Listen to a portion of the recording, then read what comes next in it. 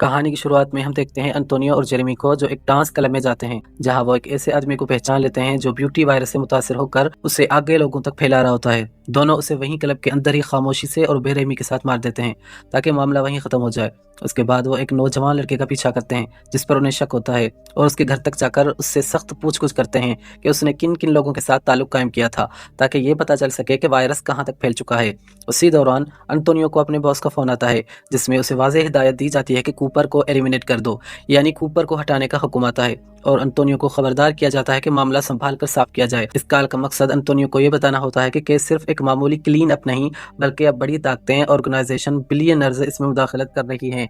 यानी अंतोनियो के काम का दायरा बढ़ चुका होता है। अब सिर्फ एविडेंस मिटाना नहीं बल्कि मखसूस अफराद जैसे कूपर ऐसे लोगों को टारगेट करना भी शामिल है। मामला बहुत संजीदा हो चुका है और अब सिर्फ मुतासरा लोगों को ख़त्म करना काफ़ी नहीं बल्कि इस केस से जुड़े कुछ खास अफराद, खास तौर पर कूपर भी उनके निशाने पर है। ये फ़ोन कॉल साबित करती है कि ये सब एक बड़ी और ताकतवर तंजीम के हुक्म पर हो रहा है और अंतोनियो महज एक कातिल नहीं बल्कि एक बड़े खेल का हिस्सा है। फिर हम देखते हैं जॉर्डन को, जो कूपर के पास आई हुई होती है। जॉर्डन पूरी तरह ट्रांसफॉर्म हो चुकी होती है। वो कूपर के पास आती है। कूपर पहले तो उसे पहचान नहीं रहा होता कि आखिर ये कौन लड़की है। फिर जब जॉर्डन बताती है कि ये मैं हूँ तो कूपर को यकीन नहीं आता और वो उसे कोई और समझकर सख्ती से उसे पूछता है कि जॉर्डन कहाँ है और तुमने उसके साथ क्या किया। फिर वो उसकी आईडी कार्ड ये सब चीज़ें देखता है और पूछता है जॉर्डन की चीज़ें तुम्हारे पास कहाँ से आई। वो कहती है कि ये मैं हूँ, समझने की कोशिश करो। फिर कूपर उससे पूछता है कि अगर ऐसा है तो बताओ तुम मुझे बेड पर क्या बुलाती हो। वो कहती है कि मैं तुम्हें नहीं बल्कि तुम्हारे पप्पू को बुलाती हूँ और इसके अलावा कुछ और चीज़ें दिखा देख कर मामला सेट कर लेते हैं और कहती है कि तुम्हें सिर्फ देखने की नहीं बल्कि समझने और सुनने की ज़रूरत है। फिर वो रेस्टोरेंट जाते हैं जहां वो दोनों इस पर बात करते हैं। ऊपर पूछता है कि तुम्हें ये वायरस कहाँ से मिला, क्या तुम किसी के साथ इंटीमेट हुई थी।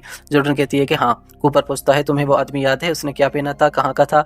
जॉर्डन कहती है तुम्हें मुझसे इस तरह पूछताछ करने की ज़रूरत नहीं है, मैं भी FBI में हूँ। तो कूपर कहता है मैं बस समझने की कोशिश कर रहा हूँ। जॉर्डन को रियलाइज़ होता है कि उसने बेवकूफ़ी की है। फिर वो कहती है कि हाँ, मुझे वो आदमी होटल में मिला, वो काफ़ी हॉट था। सुबह जब मैं उठी तो वो गायब था। मेरा जिस्म जैसे जल रहा था। जब मैं इस बॉडी में ट्रांसफॉर्म हुई तब मुझे ये नई बॉडी काफ़ी अच्छी लगी। लोग मुझे देख रहे थे, हर कोई बस मुझे जीतना चाहता था और सबसे पहले तो बहुत अच्छा लगा, लेकिन बाद में फिर हर कोई मेरे ऑब्जेक्ट्स देखना चाहता था और मैं तंग आ चुकी थी। आखिरकार मुझे एहसास हुआ कि मैं पुरानी वाली ही अच्छी थी, जैसे भी थी अच्छी थी। जिस पर कूपर कहता है कि तुम पहले भी खूबसूरत ही थी। जॉर्डन कहती है लेकिन जब 40 का इंसान हो जाता है तो लोग उसे खूबसूरत नहीं समझते। पर कूपर कहता है मेरे लिए तुम खूबसूरत थी, अभी भी तुम खूबसूरत हो, बस थोड़ी सी अलग हो गई हो। फिर कूपर कहता है ठीक है, जो होना था सो हो चुका, अब बस ध्यान रखना कि जैसा भी है वैसा ही रहे। जिस पर जॉर्डन कहती है क्या मतलब, क्या वो मॉडल्स जो फट रही थी वो भी इस वायरस का शिकार हुई थी। कूपर कहता है हाँ। ये सुनकर जॉर्डन डर जाती है और कहती है कि ऐसा है फिर तो मुझे अथॉरिटीज वालों के पास जाना चाहिए। कूपर उसे ऐसा करने से रोकता है। वो कहता है कि अगर तुमने ऐसा किया तो वो लोग तुम्हें लेब के चूहे की तरह ट्रीट करेंगे, तुम पर एक्सपेरिमेंट करेंगे, इसलिए किसी को कुछ भी मत बताना। वो पूछता है क्या तुमने किसी और से इस बारे में बात की है। जॉर्डन कहती है नहीं, तुम पहले हो जिसे मैंने ये बताया है। कूपर कहता है ठीक है, जितने भी तुम्हारे रिश्तेदार दोस्त हैं सबसे दूर रहो जब तक हम कोई हल न ढूंढ लें। जॉर्डन कहती है आखिर कब तक, कितने टाइम में ब्लास्ट होता है। कूपर कहता है एग्जैक्टली का तो नहीं पता, लेकिन शायद 1.5 साल या 2 साल। जॉर्डन डर जाती है। फिर कूपर उसे हौसला देता है।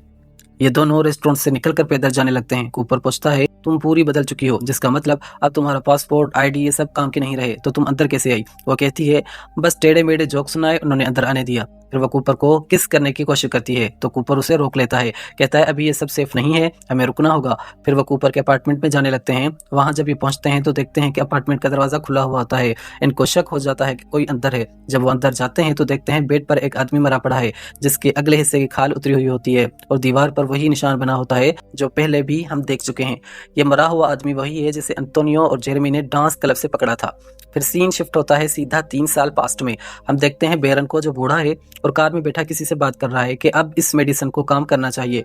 ये उस मेडिसिन की बात कर रहा है, ब्यूटी वाली मेडिसिन। साथ ही हम देखते हैं कार में उसके साथ असिस्टेंट जो उसे निचली जॉब दे रही होती है।